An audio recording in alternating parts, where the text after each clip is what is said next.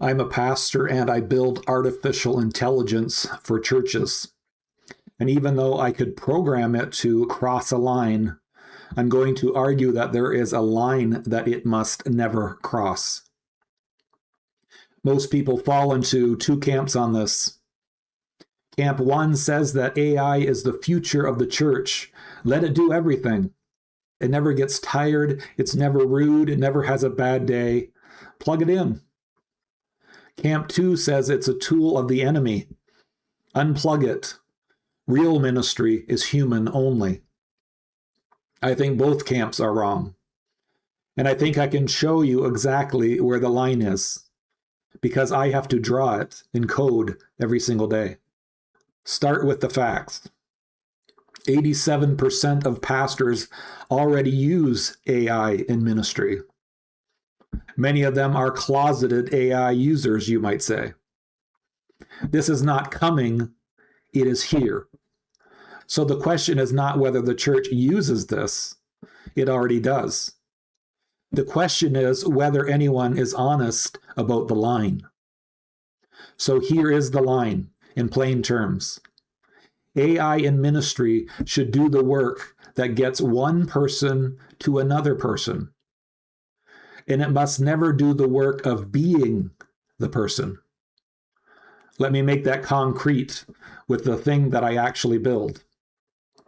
A church gets a phone call at midnight. Someone in real pain.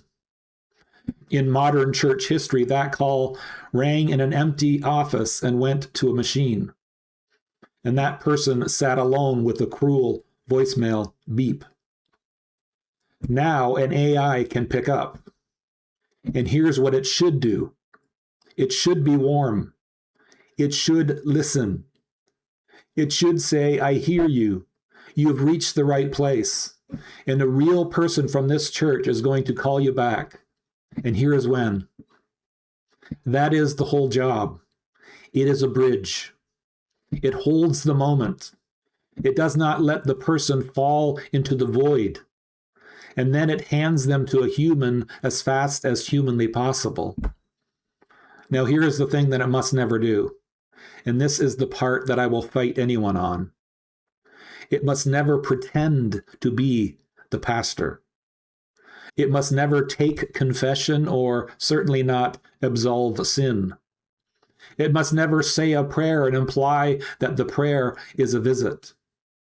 It must never counsel someone in crisis as if it is qualified, because it is not. And neither is the company that built it. And frankly, neither am I through a machine. The single most dangerous thing in my entire industry is software that is good enough to feel like a person, sold to people who are lonely enough to settle for one. That is the temptation. Build it warmer, build it more human, keep them talking to the machine longer. That is engagement. That is a metric. That goes up and to the right. And I'm telling you, as a software engineer, the metric that should go up is how fast it gets a hurting person off the machine and into the hands of a real human being who can show up. Because here is the thing that technology can never touch. When you are at your lowest, you do not need information. You have the entire internet of information in your pocket. And it has never once held your hand, has it? You need presence. The presence of a human being created in God's image. You need someone who can cry, who can show up with food, who can sit in the silence, who can actually pray and mean it. Someone who can carry communion to your hospital bed and share it with you. That's the communion of the saints. None of that is data. All of that is incarnation. And a machine has no body to incarnate. So that is the line. I build the bridge. I will spend my whole career making the bridge better, warmer, faster, kinder. And I will spend the exact same career making sure everyone remembers it is a bridge. Because the day we let the bridge become the destination is the day we've automated away the one thing the church is actually for: each other. If you lead a church and you're wrestling with where to use this and where to refuse it, I put the line on a page.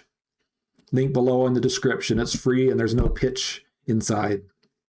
God bless.